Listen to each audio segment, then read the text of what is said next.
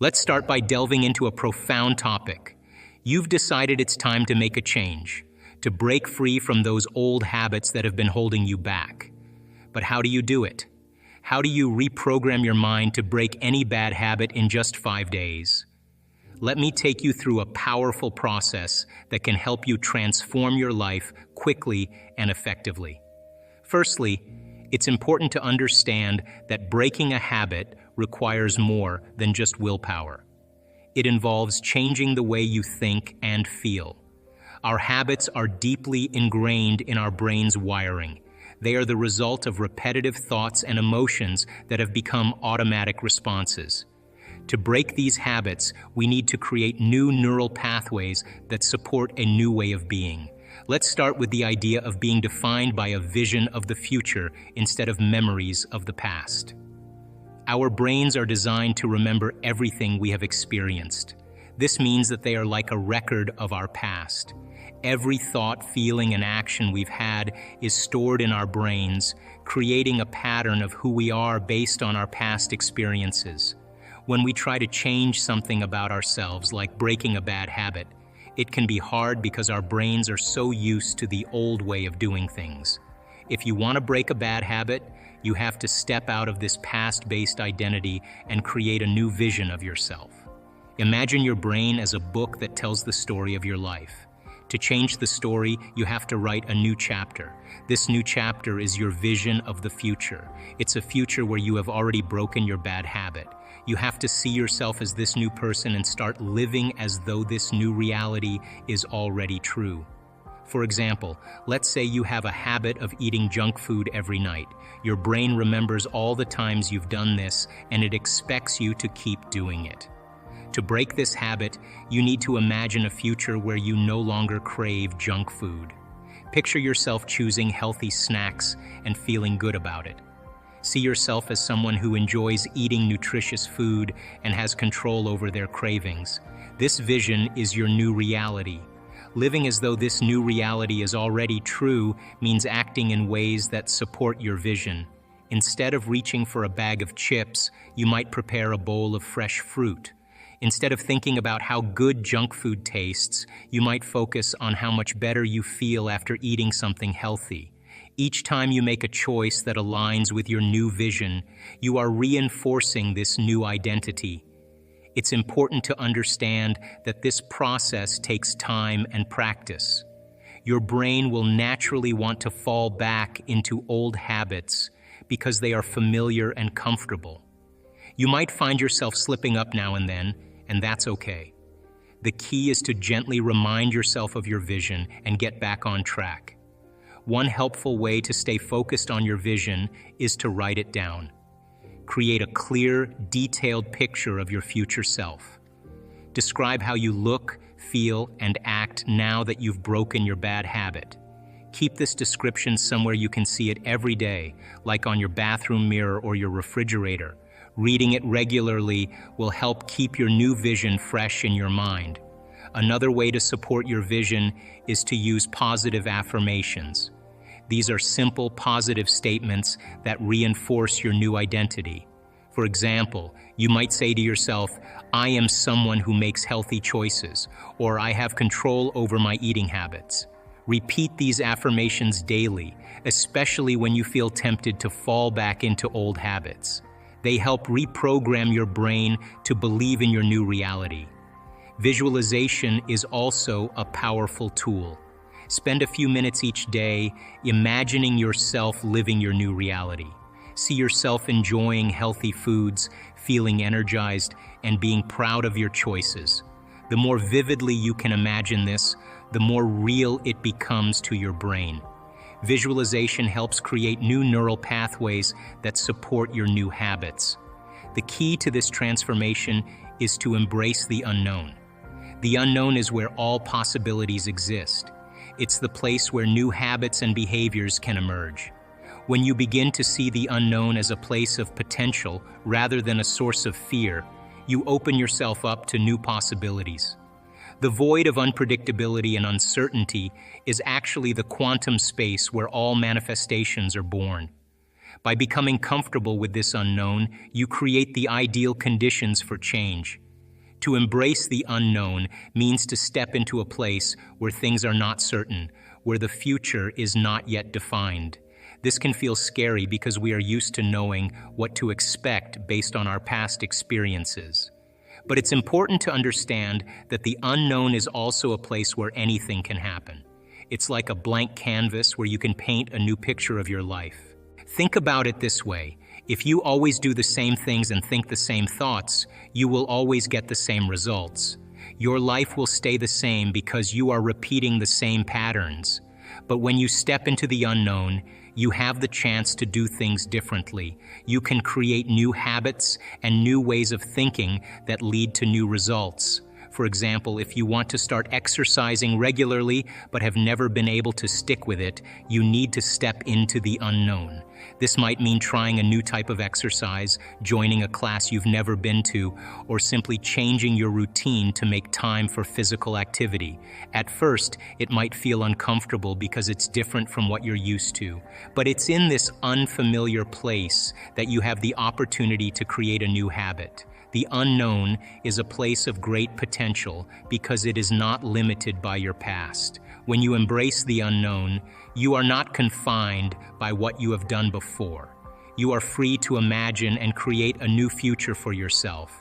This is where real change happens. You are no longer bound by old habits and behaviors.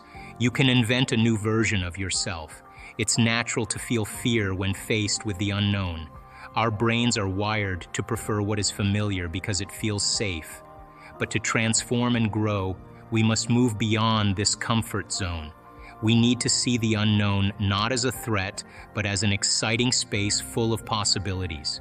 When you shift your perspective in this way, you become more open to change. The unknown is like a garden. When you plant seeds, you don't know exactly how they will grow, but you trust that with the right conditions, they will flourish. Similarly, when you step into the unknown, you are planting seeds for your new habits and behaviors. With time and care, these seeds will grow into the changes you desire. Now let's talk about how to reprogram your mind in just 5 days. The first step is to set a clear intention. Intentions are powerful because they direct our energy and focus. Decide exactly what habit you want to change and be very specific about it. For example, if you want to stop smoking, your intention might be, I am becoming a non-smoker. Write down your intention and the details of what this new habit will look like. The more specific you are, the more effective your intention will be. Once you have your intention, it's time to begin the process of reprogramming. Start by becoming aware of your current habits and the emotions associated with them. Notice your automatic behaviors and the feelings that come up when you engage in these habits. This awareness is crucial because it helps you understand why you keep repeating these behaviors. Often our habits are tied to emotional states that keep us anchored to the past. To break a habit, you need to start thinking about new ways of being. This involves creating a new vision for yourself and your life. Imagine yourself living without the old habit and feeling the way you want to feel in this new state. Visualize the benefits and positive changes that will come with breaking this habit. As you do this, your brain begins to change its wiring to align with this new vision. It's important to cultivate a strong emotional connection to your new vision. Emotions are the language of the body, and they play a crucial role in changing your state of being. When you feel excited and inspired by your new vision, your body starts to get a chemical sampling of this future reality. This emotional connection helps your brain and body align with the new habit you want to create. As you continue with this process, pay attention to your progress. Notice the victories, no matter how small they may seem. Each time you resist the urge to fall back into your old habit, you are creating a new neural pathway. Celebrate these moments because they signify that you are changing. Another important part of breaking a habit is to stay present. Our minds have a tendency to drift into thoughts about the past or worries about the future. When this happens, we lose energy and focus that could be better used in the present moment. Staying present means being fully aware of what's happening right now and directing your energy towards your current goals. This practice is key to making lasting changes in your habits. When you are fully present, you are conserving your energy and using it effectively. Think of your energy like a resource you need to manage carefully. If you're focused on what happened yesterday or what might happen tomorrow, you're using up energy on things that don't help you with your new habit. But when you stay in the present, you can direct all your energy towards creating the change you want. For example, let's say you're trying to break a habit of procrastination and want to start working on tasks right away. If you find yourself thinking about past failures or worrying about future deadlines, you might feel overwhelmed or stuck. Instead, try to bring your focus back to what you are doing right now. Ask yourself, what can I do in this moment to move forward? By doing this, you stay engaged and use your energy to make progress. It's also normal to slip back into old patterns occasionally. When this happens, don't be too hard on yourself. Instead, gently remind yourself to return to the present moment. If you catch yourself slipping into distractions or negative thoughts, acknowledge them without judgment and refocus your attention on your current task. This might mean taking a few deep breaths, grounding yourself, or simply reminding yourself of what you're working towards. Bringing your attention back to the present moment helps reinforce your new habit. Every time you redirect your focus, you are training your mind to stay on track with your goals. It's like building a new muscle. The more you practice staying present, the stronger your ability to focus becomes. This practice helps you create a new reality by making each moment count. Consider setting small, achievable goals for yourself. Break down your new habit into manageable steps and focus on one step at a time. This makes it easier to stay present because you're working on something specific rather than being overwhelmed by the big picture.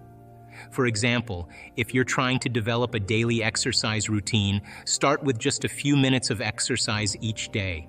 As you become more comfortable, gradually increase the time. Each day, focus on completing that small step and celebrate your progress. It's also helpful to create reminders for yourself to stay present.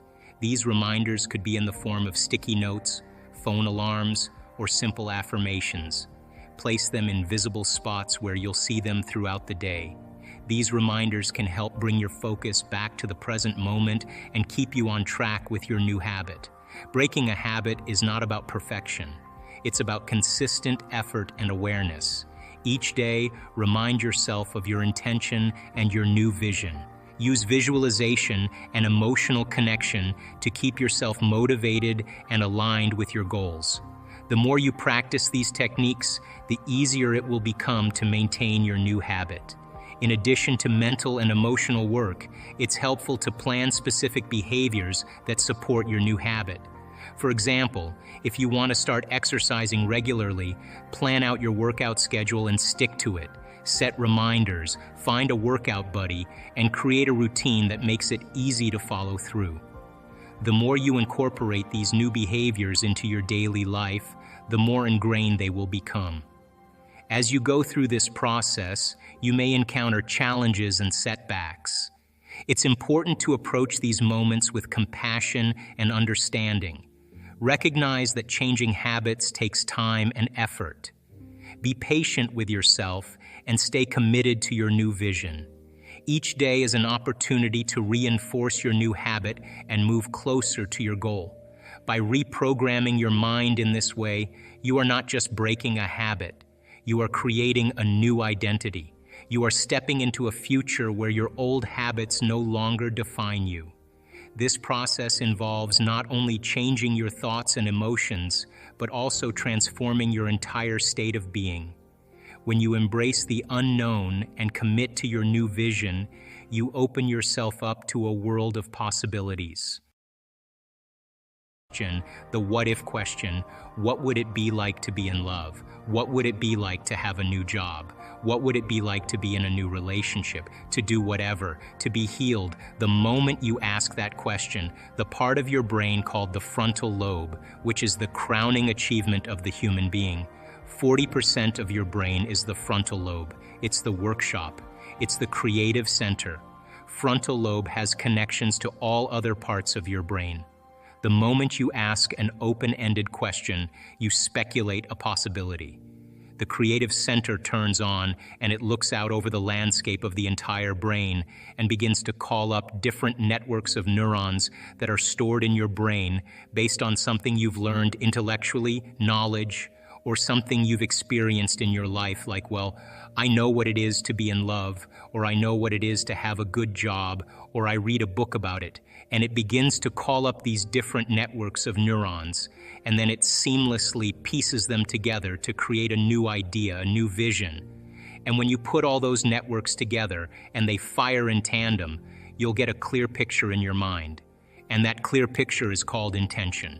Now, the more you have conditions or the more you have specifics about that job, like for example, I want to make this amount of money more a year, I want to have health benefits, I want to have 3 weeks vacation, I want to travel, I want to work with great unlimited creative people, that all is the elements that help to add to that vision. Now, the picture you get in your mind could be the word job, or it could be just an image that's personal to you, but the image then represents all of those conditions. So you can have several conditions that make up your intention. But the intention typically is a symbol, like you may see a retreat center that you may want to start, and you have a picture of it. But once you see that picture, the next thing that happens, you start to live that dream. The moment you start to take that dream and it turns into a living motion picture, now you're in that imaginary place. What happens is, the moment it starts taking on form and it starts taking on time, you start to experience it. All the things you're going to do, you're actually living in that future, and your brain does not know the difference between the actual event that takes place in your life and what you're imagining in your mind. We call it mental rehearsal in my work. But you're literally rewiring yourself to the future. Now, your brain is no longer a record of the past. It's now, in fact, a map to the future. Now, most people stop at this level, but there's another level. Because once you have that intention, and I watched you do this, what makes the intention have life is when you combine it with that emotion. Why? Because your body is your unconscious mind. It doesn't know the difference between an experience in your life that creates an emotion and an emotion that you're fabricating by thought alone. And when they do that properly, they do enter the operating system where they can begin to make some really important changes. So most people then wait for crisis or trauma or disease or diagnosis. They wait for loss, some tragedy to make up their mind to change. And my message is, why wait? And you can learn and change in a state of pain and suffering, or you can learn and change in a state of joy and inspiration. I think right now the cool thing is that people are waking up. Most people spend 70% of their life living in survival and living in stress. So they're always anticipating the worst case scenario based on a past experience. And they're literally out of the infinite potentials in the quantum field. They're selecting the worst possible outcome, and they're beginning to emotionally embrace it with fear. And they're conditioning their body into a state of fear. Do that enough times, body has a panic attack without you. You can't even predict it because it's programmed subconsciously. So people become addicted to the rush of those emotions, and they use the problems and conditions in their life to reaffirm their limitations so at least they can feel something. So now when it comes time to change, you say to the person, "Why are you this way?" Well, every time they recall the event, they're producing the same chemistry in their brain and body as if the event is occurring, firing and wiring the same circuits and sending the same emotional signature to the body. What's the relevance behind that? Well, your body is your unconscious mind. In a sense, if you're sitting down and you start thinking about some future worst-case scenario that you're conjuring up in your mind and you begin to feel the emotion of that event, your body doesn't know the difference between the event that's taking place in your world, outer world, and what you're creating by emotion or thought alone. So most people then, they're constantly reaffirming their emotional states. So when it comes time to give up that emotion, they can say, I really want to do it. But really the body is stronger than the mind because it's been conditioned that way. So the servant now has become the master. And the person all of a sudden, once they step into that unknown, they'd rather feel guilt and suffering because at least they can predict it. Being in the unknown is a scary place for most people because the unknown is uncertain. People say to me, well, I can't predict my future. I'm in the unknown. And I always say the best way to predict your future is to create it, not from the known, but from the unknown. What thoughts do you want to fire and wire in your brain? What behaviors do you want to demonstrate in one day? The act of rehearsing them mentally, closing your eyes and rehearsing the action. Rehearsing the reaction of what you want or the action of what you want. The action of what you want by closing your eyes and mentally rehearsing some action. If you're truly present, the brain does not know the difference between what you're imaging and what you're experiencing in 3D world. So then you begin to install the neurological hardware in your brain to look like the event has already occurred. Now, your brain is no longer a record of the past.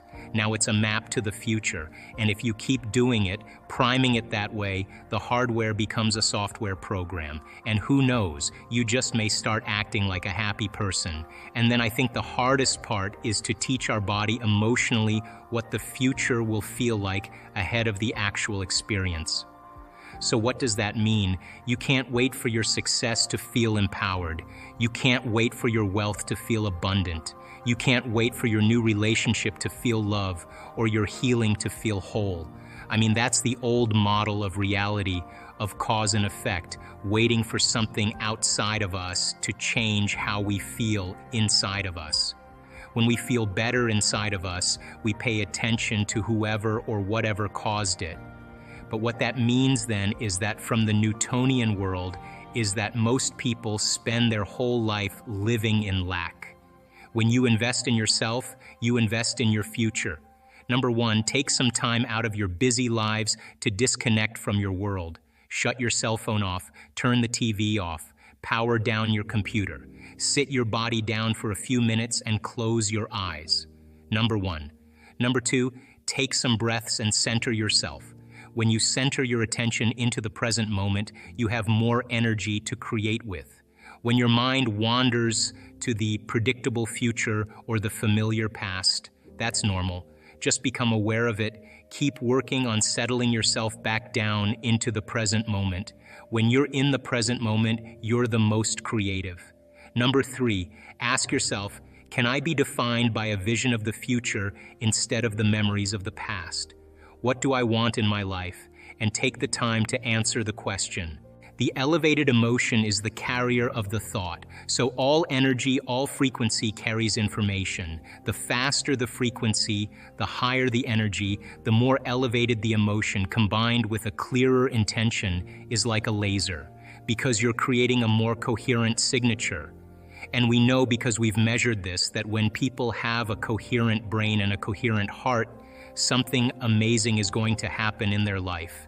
It's not just feeling the gratitude, because we know that just having an elevated emotion doesn't affect matter. We know that just the clear intention of seeing something change doesn't affect matter.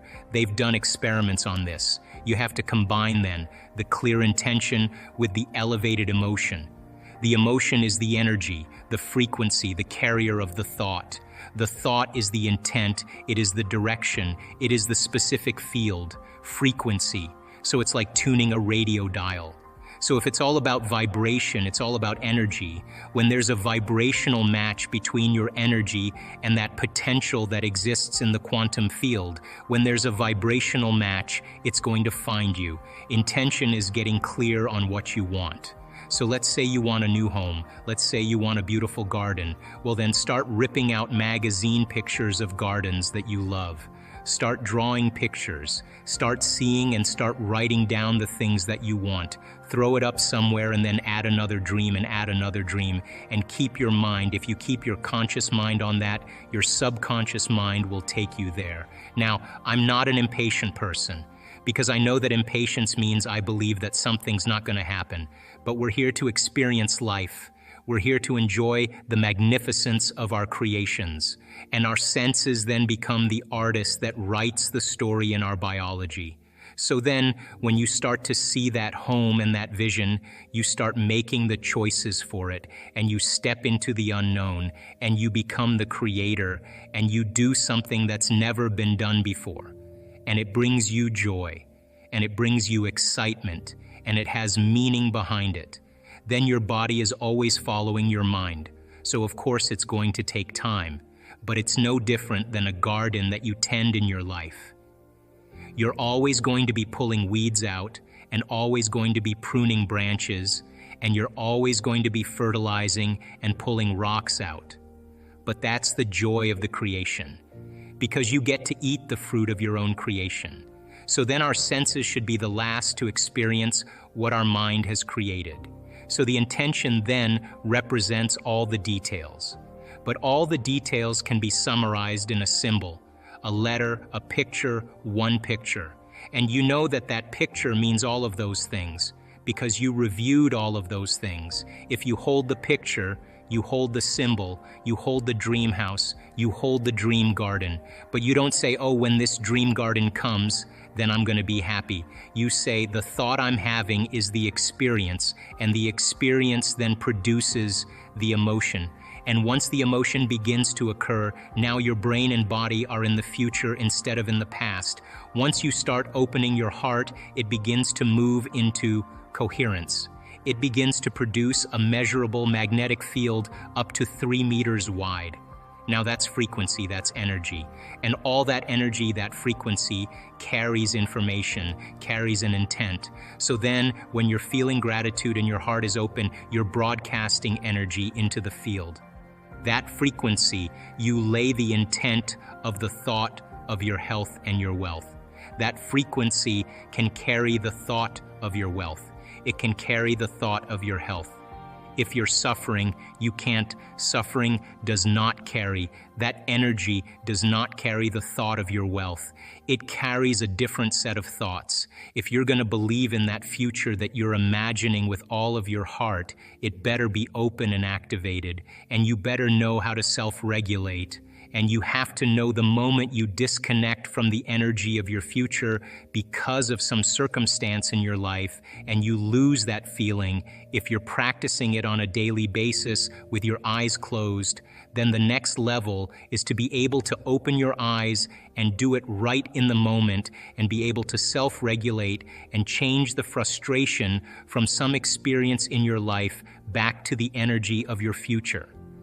Now that requires great awareness and great effort. But if you have a community of people that are practicing this on a daily basis, and they're connected to their future because that's where their mind is, they begin to want the future more than the emotions of the past.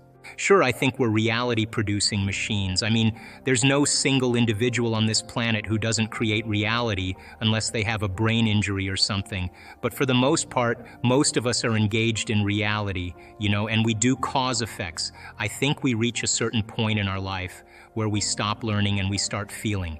And when we use feelings as a barometer for the unknown, it's contraindicated because feelings are usually a record of a past experience. So we try to predict how that future event is going to be based on a feeling, and we always return back to the old self again. So I love the idea of how we can actually produce effects. I love the idea that every human being either lives in one of two states of mind.